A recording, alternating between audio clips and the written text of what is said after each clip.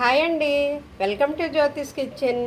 ఈరోజు మన కిచెన్లో చాలా సింపుల్ రెసిపీ అండి, దోసకాయ టమాటో కర్రీ అనమాట. ఇది రైస్లోకి టిఫిన్స్లోకి కూడా బాగుంటుందండి. ఇది పిల్లలు పెద్దలు డయాబెటిక్ ఉన్నవారు పేషెంట్లు బాలింతలు ఎవరైనా తినొచ్చండి.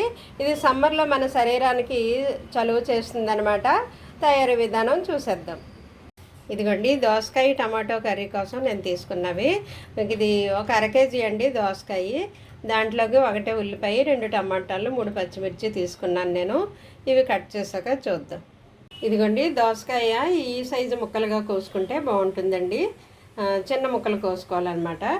అలాగే టమాటో చిన్న ముక్కలు కోసాను. అలాగే ఉల్లిపాయ, అదిగో 3 పచ్చిమిర్చి చీలికలుగా చీరాను. కొద్దిగా కరివేపాకు చిన్నగా కట్ చేశానండి. ఇప్పుడు వంట స్టార్ట్ చేద్దాం. ఇదిగోండి స్టవ్ ఆన్ చేసి కడాయి పెట్టాను. ఇది దోసకాయే కదా, కూరగాయలే కాబట్టి ఎక్కువ ఆయిల్ అవసరం లేదు. దీంతో 1 స్పూన్ ఫుల్గా వేసాను, 1 గరిటె. ఓకే అండి, ఇందులోకి ఇంకా పోపులేం అవసరం లేదు. అందువల్ల డైరెక్ట్ ఆనియన్ వేసేద్దాం మనం. ఆయిల్ హీట్ అయితే ఆనియన్ వేసేయడమే.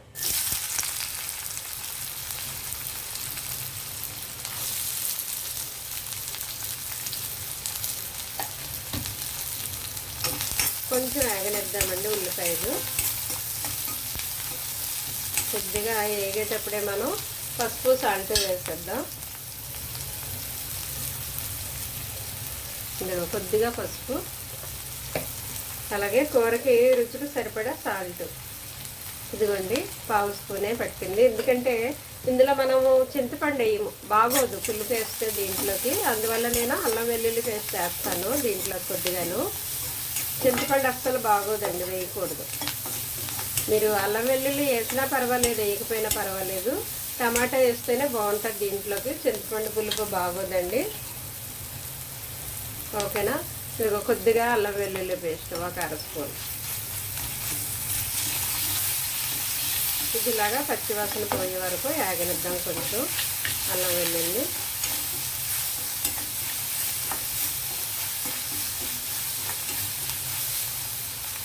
కొద్దిగా వేగనిద్దామండి. ఇది అల్లం వెల్లుల్లి వేసాక కొంచెం వేగింది ఇది. అయితే ఇప్పుడు ఈ టైంలో మనం కారం వేసేద్దాం. ఇది వేగేటప్పుడే మంచి వాసన వస్తుంది కదా అల్లం వెల్లుల్లి వేగుతుంటే. ఇదిగోండి 1 స్పూన్ ఫుల్గా వేస్తున్నాను నేను, చాలు, కూరగాయలే కదా, ఎక్కువ అవసరం లేదు. అయితే కారం వేసిన తర్వాత మరి ఇది మాడిపోతుంది, అడుగంటకుండా మనం వెంటనే టమాటో వేసేద్దాం.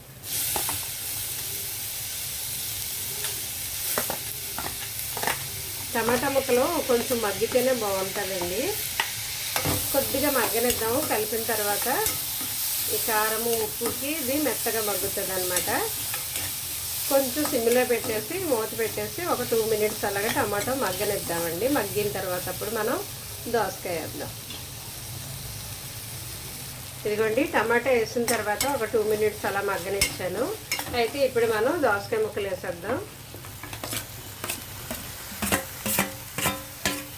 పప్పు దోసకాయ వండుతాం కదండి ఎక్కువగా సాధారణంగా, కానీ ఇలా కూడా వండుకుంటే బాగుంటుంది. ఇందులో మనము దోసకాయలో పచ్చిరొయ్యలు వేసి వండినా కూడా బాగుంటుందండి. అది కూడా ఇంకొకసారి మనం ట్రై చేద్దాం. ఇది ఇప్పుడు కరివేపాకు పచ్చిమిర్చి వేస్తాను. ఒకసారి ఇదంతా బాగా కలిపిన తర్వాత మరలా 2 మినిట్స్ అలాగా మగ్గనిద్దామండి. వీటికి టమాటో, ఉప్పు, కారం ఇవన్నీ పడతాయి కదా దోసకాయకి. కొద్దిగా మరలా మనం 2 మినిట్స్ మగ్గనిద్దాం. ఇదిగోండి దోసకాయ వేసిన తర్వాత ఒక 2 మినిట్స్ అలా మగ్గనిచ్చాను నేను. ఇప్పుడు వాటర్ వేసేద్దామండి. వాటర్ వేసిన తర్వాత కొంచెం మీడియం ఫ్లేమ్లో పెట్టి ఉడకనిద్దాం. అప్పుడు దించే ముందు జస్ట్ మనం చిన్నది జీరా ధనియా పౌడర్ వేద్దామండి. ఇంకా మసాలా ఏమీ అవసరం లేదు, చింతపండు అవసరం లేదు. ఇది ఇలాగే బాగుంటుంది. కొద్దిగా మీడియం ఫ్లేమ్లో పెట్టి దోసకాయ ముక్కలు బాగా ఉడకనిద్దామండి. కొంచెం దగ్గరికి ఎగిరాక ఉడికాక జీరా ధనియా పౌడర్ వేసి అప్పుడు ఆఫ్ చేద్దాం. ఇప్పుడు అయితే ఉడకనిద్దాం. ఇదిగోండి దోసకాయ ఈ విధంగా ఉడకాలన్నమాట. ముక్క చూసారా ఎలాగా మెత్తగా ఉందో. ఇదిగో చాలా మెత్తగా అయిపోతుంది. ఈ విధంగా ఉడికిపోవాలి. ఈ పులుసు ఉండాలండి. ఈ టైంలో మనం కొద్దిగా జీరా ధనియా పౌడర్ వేద్దాము. ఓకే. ఇది దోసకాయ పుల్లగా ఉంటుందండి, అందువల్ల మనం చింతపండు వేయమన్నమాట. ఇందులో టమాటా వేస్తే టేస్ట్ బాగుంటుంది. ఇది కొంచెం 1 మినిట్ ఇది వేసాం కదా, ఈ జీరా ధనియా పౌడర్ వేసాం కదా, 1 మినిట్ అలాగా ఉడకనిచ్చి ఇంకా దించేద్దామండి, డిష్ అవుట్ చేద్దాము. నా దగ్గర కొత్తిమీర అయిపోయింది, లేదంటే ఫైనల్ టచ్అప్ దాంతోనే ఇస్తాను కదా, మీ దగ్గర ఉంటే వేసుకోండి, వేయకపోయినా పర్వాలేదు. ఓకే, మరి అందుబాటులో ఉన్నప్పుడు వేసుకుంటాము, లేనప్పుడు అడ్జస్ట్ అవుతాం కదా. 1 మినిట్ అలా ఉంచి డిష్ అవుట్ చేద్దాం. ఇదిగోండి, ఈ టైంలో మనం ఇంకా ఆపేయచ్చు అనమాట. ఈ గ్రేవ్ ఉండాలి కలుపుకోవడానికి, ఈ గ్రేవ్ ఉండాలండి. ఇది ఇడ్లీ దోశలో కూడా బాగుంటుంది, రైస్లోకి బాగుంటుందండి. ఇంకా ఈ స్టేజ్లో మనం ఆపేయడమే, స్టవ్ ఆపేసి డిష్ అవుట్ చేసుకుందాం. ఇదిగోండి, వేడివేడిగా మన దోసకాయ టమాటో కర్రీ రెడీ అయిపోయిందండి. ఇది రైస్లోకి టిఫిన్స్లోకి కూడా బాగుంటుందండి.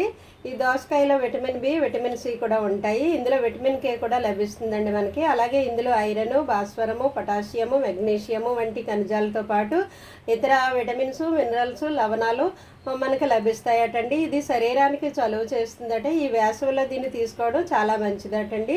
ఇది ఎవరైనా తీసుకోవచ్చు, డయాబెటిక్ ఉన్నవారు కానీ, లేదా పేషెంట్లు, లేదా బాలింతలు, చిన్నపిల్లలు, పెద్దవారు ఎవరైనా నిరభ్యంతరంగా తీసుకోవచ్చండి. దోసకాయలో చాలా మంచి పోషకాలు అయితే మనకు ఉన్నాయి, శరీరానికి చలువ చేస్తుంది. సో ఈ వేసవిలో మనం ఇది తీసుకోవడం మంచిదండి. ఈ దోసకాయతో పచ్చడి కూడా చేస్తారు, పప్పులో వేస్తారు, పచ్చిరొయ్యలు వేసి వండుతారు, ఇంకా చాలా రకాల రెసిపీస్ చేసుకోవచ్చండి. మరిన్ని వంటలు మనం చూద్దాం. ఓకే అండి, థ్యాంక్ యూ.